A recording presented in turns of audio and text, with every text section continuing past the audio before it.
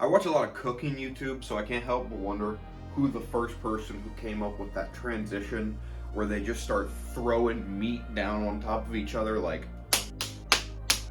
Whoever came up with that transition is a genius, because I have seen it copied and done by literally any YouTuber who uses meat to an excessive quantity. Speaking of beef, a lot of New York Giants fans have beef with the Giants themselves. A lot of people have beef with Daniel Jones, and a lot of people have beef with Saquon Barkley. And I'll tell you what, it is all completely unjustified. The only beef to be had right now is with the NFL running back market, and I'll tell you why. If you've been paying attention to the NFL over the past couple weeks, you know that the New York Giants have been unable to reach a long-term deal with their star running back Saquon Barkley, and that is incredibly unfortunate, not only from a franchise's standpoint in terms of team performance on the field, but also in team mentality and, locker room attitude going forward. The team has been trying to pull itself out of cap hell that Dave Gettleman put us in.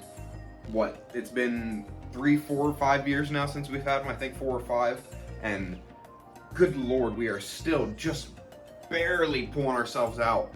Right now at this moment, going into the third week of July, the New York Giants have, I believe, just over $2 million in cap space, and that's after we signed the likes of James Robinson and Cole Beasley and a few other names. Unfortunately, that wasn't enough money for the New York Giants to be able to sign him to a long-term deal, and because of how the NFL currently works, the franchise tag for Saquon Barkley was only going to be about 10 point something million dollars a year, and for a guy who gets 30 carries a game, sometimes gets 10 catches in there, that's not a great amount of money. Now, to the best of my understanding, the franchise tag, the reason it is set at the amount it is at the moment is due to the fact that the top 10 running backs in the NFL are currently averaging a salary of that 10 point something per year.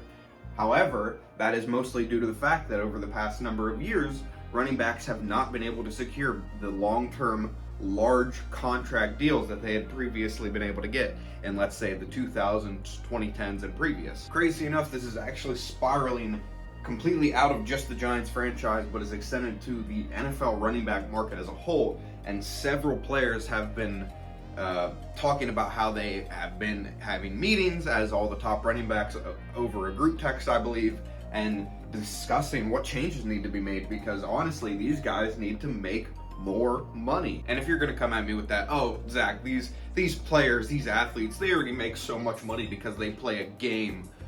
Get the fuck out of here. Go watch something else. I don't want you here. Going into training camp, running back wise, the New York Giants have Matt Breida, Eric Gray, who is freshly drafted, and now we have the surprise signing of Leonard Fournette. I'm not gonna bullshit you here. When I saw that the New York Giants signed Leonard Fournette,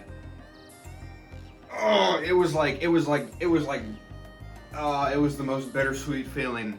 I was so happy because it essentially meant that more than likely we're going to be okay, but it also means that there's a good chance Saquon's not going to be playing, or if he does play, he's going to hold out for several weeks, and it's unfortunate. I can't, that's the term to describe it better than anything. It's unfortunate because it's a guy who not only does the fans want to see paid, I know the front office wants to see him get paid, but due to the running back market as it is, the franchise tag where it is for that position right now, and due to the fact that the Giants are coming out of some of the most foolish contract signings under Dave Gettleman, it just has transpired to the point where we weren't able to give Saquon that amount that he wanted, the amount that he feels that he deserves.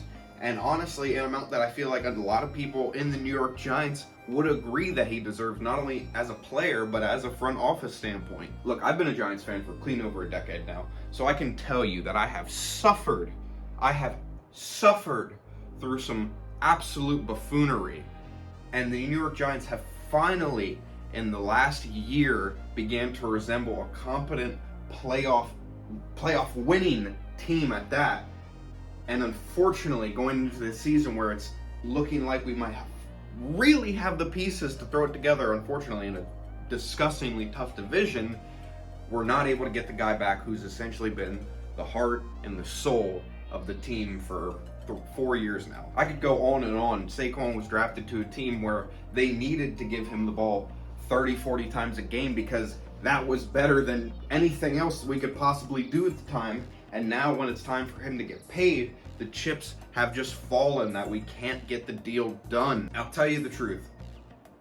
Even if Saquon Barkley does like Le'Veon Bell did and holds out the entire season, I think the New York Giants are going to be fine. It sucks not to have that superstar level player, especially and arguably the toughest division in the league. Remember last year when it looked like the worst division, and now everybody's saying it's the best fucking division? That just shows you how much a difference a year can make. Not having essentially that edge going into those really tight games, those one-score, late, final minute games, not having Saquon is obviously going to hurt us. But honestly, I think Daniel Jones and company are ready to take a big step forward this season.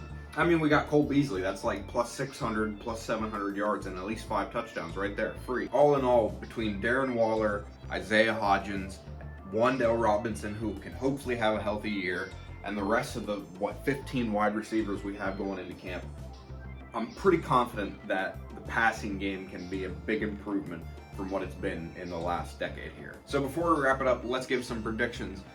If by chance we don't have Saquon for the entire year, I think the Giants are probably going to fall at that 10-7 range, which in a division as competitive as ours probably won't be good enough to get us into the playoffs. But if we're lucky enough to have Saquon, I definitely can see this team winning 11, maybe even 12 games, and definitely getting us to a 3 NFC East team in the playoffs once again. Let me know what you think down in the comments.